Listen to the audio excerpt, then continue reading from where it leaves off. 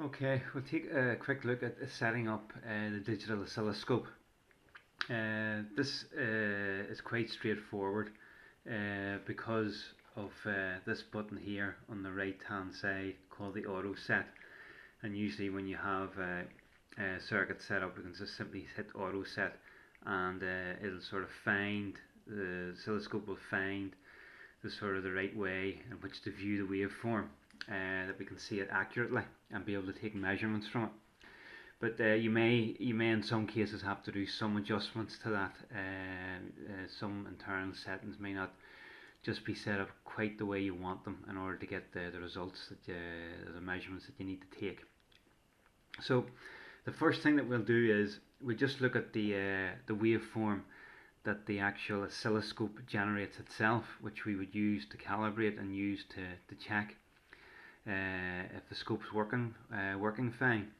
So we'll use an oscilloscope lead, and see here the connections. We have the connection for the scope itself, which we're going to connect into channel 1, and then over to the right hand side you'll see here there's a probe connection where we have a square wave and a ground connection. So we're going to connect the black crocodile clip to the ground connection, and we're going to connect the red crocodile clip to the square wave part at the top. Now you'll see there on the scope we have a trace there in yellow coming through. What we'll just do, we'll just hit the auto set just to see if we can view that any clearer. And there you'll see the waveform coming up. We have our square wave coming through. Now what I want to do here, you'll see there's some auto set features here which I don't really want to look at. I want to look more at how the wave has been measured. So if I hit the yellow channel 1 button, you'll see here the different conditions are coming up in terms of how we're measuring the waveform. So we're using DC coupling, which we would do on a square wave. Now that will be different when we look at an AC waveform, where we'll have AC coupling, and we'll come to look at that with the function generator and show you how to change that. We're not looking for the bandwidth limit. That's fine for our frequencies that we're going to be using. Our volts here are fine in terms of our division slash course. We want to make sure that our probe here is on ×1 voltage if we're using just the scope leads. I'll just show you how to adjust that. If you press the button and then press the button that relates to attenuation, you'll see here we have all the different amounts of attenuation that we can provide on our oscilloscope lead. Now that will affect the voltages that we measure and the size the waveform appears on our screen. But we're happy in this case. We want to adjust, we simply then use the multi-purpose dial up here, this large dial at the top, and you'll see as you go through it'll highlight the different attenuation values. We want to keep it on ×1, and then to select, then you just press in. So we say we want to keep it on the ×1, so as it's set up there. So just press the 1 again, channel 1, just to get everything back. So everything is set up happy enough with how we're measuring the waveform as it stands. So if we look at how we actually measure the waveform then on the oscilloscope, you'll see that the oscilloscope screen is a grid. We have squares vertically and horizontally.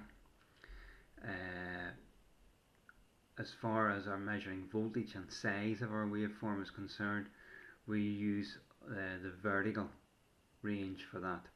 Okay, so that's where we're basically measuring voltage. And each square or each division has a certain value associated to it.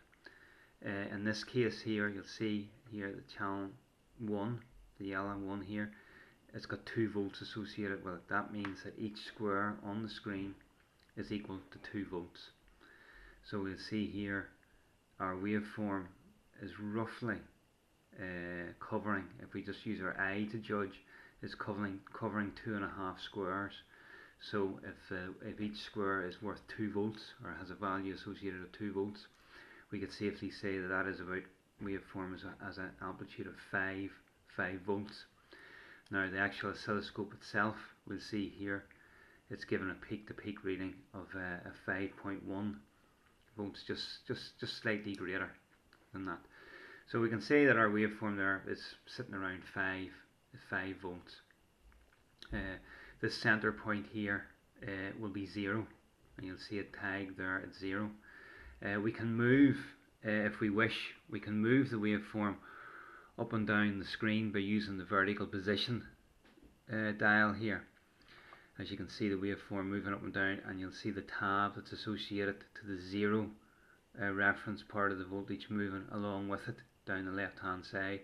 We would only really use that if we say we had two waveforms on the screen, we were trying to separate them in order to get a better view, or we were trying to fit the waveform into the aligned squares in order to get a more accurate measurement. But I'll just put that back into the center again. So that's our in terms of our voltage. Now we can change this 2 volt range by adjusting the scale dial here. So if I adjust the scale dial, if I adjust it up, you'll see there I've adjusted the scale dial to 1 volt per division, and you can see there that we have effectively gone off the scale. So it's not that we've made our actual voltage value any greater, it's just that we have made our waveform bigger as far as how we look at it on the scope and on the screen, but our actual value of our waveform has not gone any bigger. It still remained in around the 5 volts, as you can see here, the peak to peak value. We're just on a different range, and just in this case the range is too big for the screen, so I'll move this back down again to our 2 volt range, and then I'll move it down again onto the 5 volt range, and you can see there our waveform, now that each square just has a value of 5 volts, you'll see that our waveform is just covering just about 1 square in this case in terms of our voltage value. So we've got 5 volts, still 5 volts voltage, although the waveform looks to be smaller, but that's just how it's been represented on the screen. I'll just move it back now to 2 volts per division until we get it as it was originally. The other measurement that we need to take, or we need to know how to take, is what we call periodic time in order to measure frequency. So you'll see here, along here, you'll see 500 milliseconds or 500 microseconds. Sorry, this is the range for the horizontal squares on the screen, which measure time. So each square in this case, or each division in this case, represents 500 microseconds as we move along from left to right. So we can see here, you can see for one cycle of our waveform, would be this and this together, would be one cycle of our waveform, and you can see it covers 2 squares.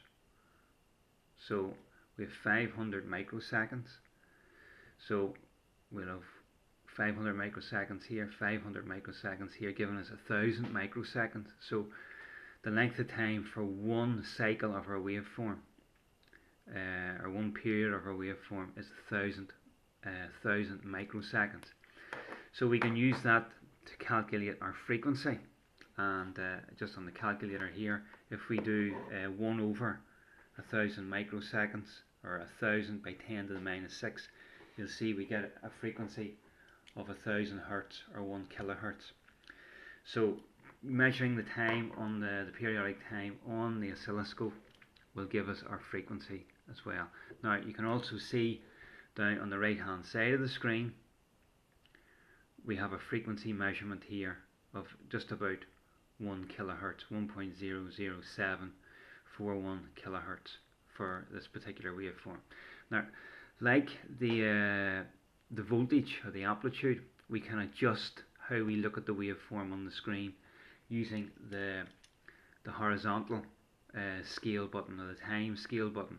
So we can adjust that to change the value of our time for each square on the screen. So I'll just move this up, and you'll see there I've moved to 250 microseconds per division, and you'll see how the waveform has spread out a lot. So, but still giving us the same measurements. So in this case, for one cycle of our waveform, it covers 4 of the squares, 1, 2, 3, 4, with each square or each division associated value of 250 microseconds, which will all add up to again 1000 microseconds, and still give us our frequency of 1 kilohertz or 1000 hertz. So as far as our square wave and setting up the scope is concerned, that's as far as we need to go for the moment. In the next video, what I'll do is I'll connect the oscilloscope to the waveform that we set up on our function generator, and we'll look at how we measure that, how we connect the two together, and then how to verify the measurement that we're getting from our function generator.